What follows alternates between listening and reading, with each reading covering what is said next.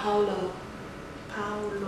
What's coming up next? We're going to be talking about this book right here. There will be some other vlogs and whatnot scattered throughout, particularly about zero waste. I don't remember how this book got in my life, but if you know me and you're the person who recommended that I read this book, can you reveal yourself? Because I'm so grateful. Maybe it's just not in your budget, your schedule, just maybe you do not want to read this book. So I'm going to give you a series where I take my favorite lessons from this book and then I tell them as if we were all in a 3rd grade class and these are lessons that are necessary for human existence. Because if you've been following me since the very beginning, you know that a lot of the conclusions we come to are something that we were probably taught in 3rd grade and forgot. For Pedagogy of the Oppressed, the first time, it's just really wordy sometimes. Sometimes I'm like, Paolo, could you have not said that in one sentence? Did we need a whole chapter basically telling us that people can be teachers too? Like, did we need it? And of course, obviously we did. This man is an absolute genius in the depth that he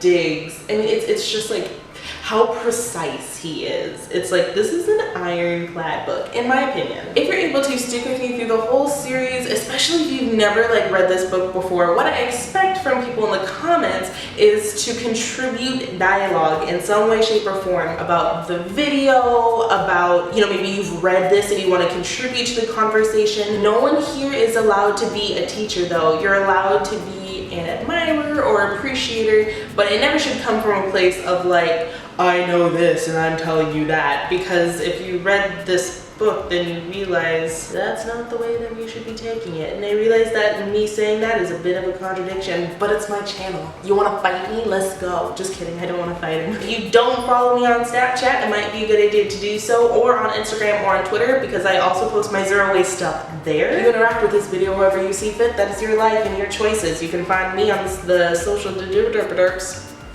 I just listed them all. I'll see you next week.